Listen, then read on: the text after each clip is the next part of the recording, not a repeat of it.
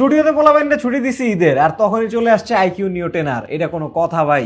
আসসালামু আলাইকুম, আমি আশিকুর রহমান তুষার। আপনারা দেখছেন আইকিউ নিও 10R এর একটা ফার্স্ট ইমপ্রেশন। এটা বাংলাদেশে মাত্র আসছে, ঈদের 3 দিন আগে মার্কেটে ঢুকছে। অ্যান্ড এই হচ্ছে বক্সটা, আমরা একটা আনবক্সিং করছি খুব সুন্দর দেখা। বাট এইটার আরেকটা কালার আছে যেটা হচ্ছে সলিড কালার, টাইটানিয়াম কালার। আমার কাছে সেইটা বেশি ভালো লাগে। এটা হচ্ছে আইকিউ নিও 10 এর একটু কাটিং করা, একটু স্ল্যাক করা ভার্সন আর কি আপনি বলতে পারেন। অন্যদিকে আইকিউর যে Z9 টার্বো ছিল আগের, ওই জিনিসটার মোটামুটি সেম জিনিস বলতে পারেন। প্রসেসর সেম, ক্যামেরাতে 99% সেম, খালি ফ্রন্ট ক্যামেরায় 16 জায়গায় এখানে 32 হয়ে গেছে। সো আইকিউ Z9 টার্বোকে এটা কারেন্টলি রিপ্লেস করতেছে এমনও বলতে পারেন। আবার আইকিউ নিও 10R যেটা, সেইটার ইন্ডিয়ান ভার্সন একটু চিপার, সেটাও বলতে পারেন। অ্যান্ড আইকিউ নিও 10Rটা পাঠাইছে আমাদেরকে লাইক টেলিকম। ওনারা এই ধরনের ফোনগুলো সবার আগে আনে অ্যান্ড সবচেয়ে বেশি স্টক তাদের কাছেই পাওয়া যায়। আইকিউ টাইপের ফোন আপনারা লাইক টেলিকম থেকে প্রচুর কিনেন। লাইক টেলিকম সাজেস্টেড রইল, বসুন্ধরায় তাদের শপ আছে। এখন আমাদের আজকের কোশ্চেন হচ্ছে আইকিউ নিও 10R এই জিনিসটা মানে কোন জায়গায় এক্স্যাক্টলি অবস্থান করতেছে, ওর কাজটা কি? কারণ অনেক বেশি কনজেস্টেড হয়ে যেতেছে এই প্রাইস রেঞ্জটা। হ্যাঁ, প্রাইস রেঞ্জের কথাটা বলে নিই। এইটা ইন্ডিয়ায় লঞ্চ হয়েছে 27,000 রুপিতে। সো বাংলা টাকায় কনভার্ট করলে, জাস্ট গুগলে কনভার্ট মারলেই 37-38 হাজার টাকা চলে আসে। সো এইটার দাম কারেন্টলি বাংলাদেশের মার্কেটে ঢুকেই হয়ে গেছে 42,000 টাকা।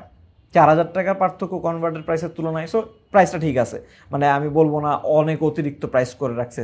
আর এটা হচ্ছে 8/128GB ভার্সন। আর 8/256GB যেটা, সেটার দাম হচ্ছে ধরেন 2,000-2,500 বাড়ান 44-45 হাজার টাকার মধ্যে। সো এই প্রাইস আপনি বলতে পারেন ভাই কেন আমি এটা কিনবো? আমি তো আইকিউ নিও 10ই কিনতে পারি যেটা অলরেডি এক্সিস্ট করতেছে, রাইট? হ্যাঁ, কথা সত্য।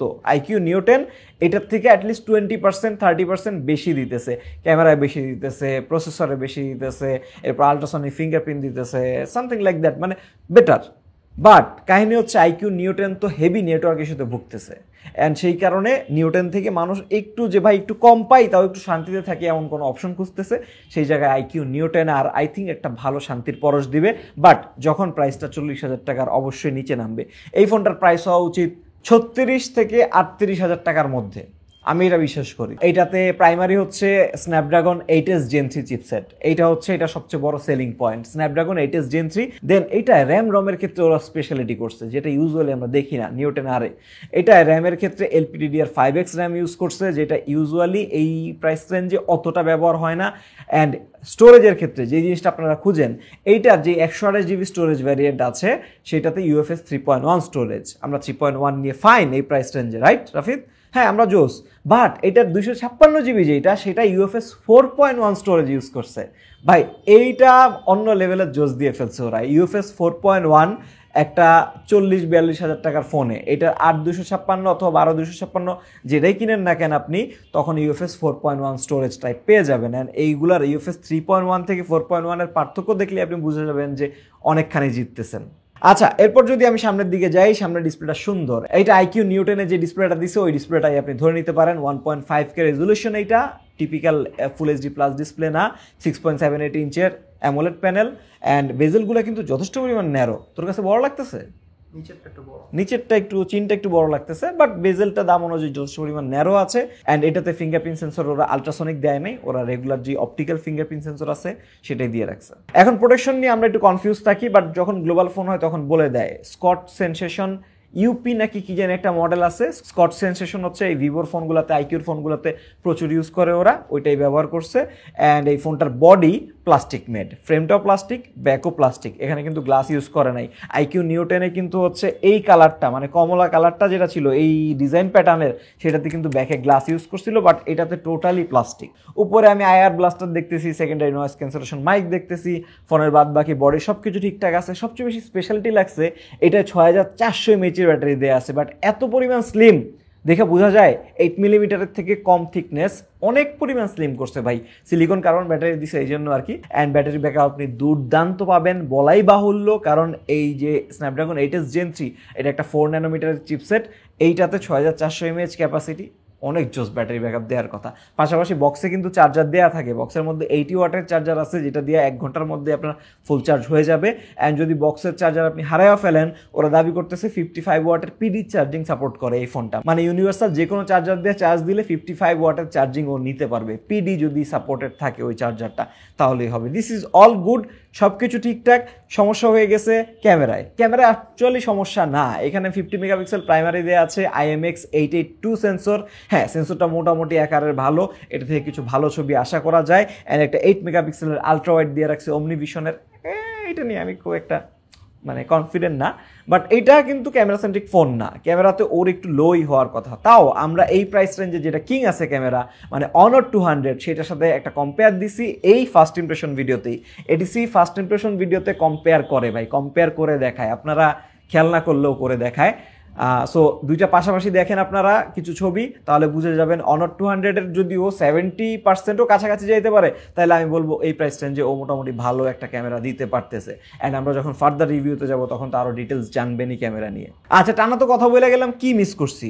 ও ব্রাইটনেসের ব্যাপারটা, ব্রাইটনেস ওরা 4500 নিটস পর্যন্ত পিক বলতেছে, আমরা জানি এটা সত্যি কথা না। অ্যাকচুয়ালি আপনি 1200 নিটস পর্যন্ত পাইবেন মনে হয় HBM-এ, যেটা ওরা দাবি করতেছে। অ্যান্ড অ্যাকচুয়ালি এটা হওয়ারই কথা, 1200 পর্যন্তই থাকার কথা। দেন মিস করছি IP রেটিং, IP65 দেয়া আছে, এইখানে আমার নেগেটিভ, এখানে একটা কনস, আমি দোষ ধরবো। IP65 আমি অ্যালাউ করি না, IP67 থেকে দিলে হচ্ছে সবচেয়ে ভালো, যেহেতু এটা গ্লোবাল ফোন, ওদের তো এই জায়গায় আটকানোর কথা না। চাইনিজ ফোনের ক্ষেত্রে ওরা দেয় না, অনেক সময় কারচুপি টাইপের করে, সেটা এক ব্যাপার। চাইনিজ ফোনে আবার কম টাকায় তো আমরা বেশিও পাই, বাট যখনই গ্লোবালি নিয়ে আসতেছে ফোনটা তখন IP67 অ্যাটলিস্ট দেওয়া উচিত ছিল, এখানে IP65 দিয়ে রাখছে, এটা আমি একটা কনস হিসেবে রাখবো। অন্যদিকে রিফ্রেশ রেটের ক্ষেত্রে আপনারা 144 হার্টজ দেখা খুব খুশি হয়ে যেতে পারেন, বাট অ্যাকচুয়ালি আইকিউর কিন্তু এই জিনিসটা আপনারা যারা নিও 10-এর রিভিউ দেখছেন আমাদের, এটার যে বড় ভাই নিও 10, ওইটার রিভিউতে আমরা ক্লিয়ারলি বলছি এটার 144 হার্টজ পাবেন না। 120 হার্জের রিফ্রেশ রেট ধরে নিয়ে আপনি যদি জীবনযাপন করেন তাহলে সুখী মানুষ থাকবেন, কারণ ওই 144 হার্জটা খুব অল্প, খুবই অল্প কিছু গেমের ক্ষেত্রে 144 হার্জ পর্যন্ত বা 144 FPS পর্যন্ত পুশ করতে পারে। অ্যান্ড চাইনিজ ভার্সনে দেখছিলাম কিছুমাত্র চাইনিজ ফোনের ক্ষেত্রে পুশ করতে পারে। গ্লোবালের ক্ষেত্রে কোন গেমে আমি পাবো আমি এখনো জানি না, রিভিউতে আমরা টেস্ট করবো, বাট আপনি ধরে নেন 120 হার্জ, হুইচ ইজ ফাইন। দেন ডিসপ্লেতে HDR10+ সাপোর্ট আছে, ডুয়েল স্টেরিও স্পিকারস আছে, NFC-টা নাই, এইটা বাদে মোটামুটি সব কিছু কাভার্ড এই ফোনের ক্ষেত্রে, আমি কোনো কমতি পাচ্ছি না ওইভাবে। একটা জিনিস আমার কাছে ভালো লাগছে, সেটা হচ্ছে 8s Gen 3 যথেষ্ট পাওয়ারফুল চিপসেট মোটামুটি, বাট সেইখানে হচ্ছে ওরা অলমোস্ট 6K সাইজের বা 6043 মিলিমিটার স্কোয়ার সাইজের most probably vapour cooling chamber use করছে, সেটার জন্য যেগুলো টেস্ট ম্যাচ দেখলাম আমি ইউটিউবে যথেষ্ট পরিমাণ ঠান্ডা থাকতেছে, ওইরকম ওভারহিট হচ্ছে না। হ্যাঁ, 38-39 ডিগ্রি পর্যন্ত যাচ্ছে। যেমন আমরা যখন পাবজি খেলছিলাম, এই ফোনটা পাবজিতে 90 FPS সাপোর্ট করতেছে, তখন ঠিকঠাক চলতেছিল, হ্যাঁ একদম 90 FPS ধরে রাখতে পারতেছিল মোটামুটি, হিট হচ্ছিল, বাট হিট 38 ডিগ্রি বা 39 ক্রস করতেছিল না কোনোভাবেই। অ্যান্ড ইন্ডিয়ান ফোন যেহেতু, ইন্ডিয়া ওরা BGMI-তে খুব ফোকাস করতেছে, 90 FPS অলরেডি পায়, 120 FPS মনে পাবে, বাট তাতে আমাদের কি। এছাড়া ক্যামেরাতে এটাই কিন্তু পোর্ট্রেট 2x-এ তোলা যায়, এই জিনিসটা নেসেসারি ছিল, দিছে, অল গুড। আলট্রাওয়াইডটা আমার কাছে খুব একটা ভালো লাগে নাই, আমি কিছু ছবি দেখায় নিচ্ছি ফার্স্ট ইমপ্রেশনে যতখানি লাগে। ভিডিওতে 4K 60 FPS-এ ম্যাক্স হয়, স্টেবিলাইজেশন মোটামুটি চলে আর কি। অ্যান্ড এগুলো নিয়ে আমরা রিভিউতে আলাপ করবই। এখানে আলাপ করার একটা বড় ব্যাপার হচ্ছে সফটওয়্যার। এটাতে FunTouchOS 15 দেয়া, অ্যান্ড্রয়েড 15-এর উপর লেটেস্টই আছে, but FunTouchOS it's good but not that great. মানে চাইনিজ যে অরিজিন ওয়েসটা এত জোস, সেটার তুলনায় FunTouchOS আমার কাছে অত জোস লাগে না, বাট রেগুলার ইউজারদের জন্য I think it's good enough. But এখানে একটা ব্যাপার, ওই যে অরিজিন ওয়েস যখন নেন, চাইনিজ আইকিউ ফোন যখন কিনেন, তখন কিন্তু নোটিফিকেশন আসে না, হোয়াটসঅ্যাপ কল করলে উপরে ওঠে না, এই প্যারা কিন্তু আপনাকে প্রচুর দেয়। অ্যান্ড অনেক মানুষ এই কারণে ফোন কিনে আবার কিছুদিন পরে সেল করে দেয়, এমন অনেক মানুষ আছে।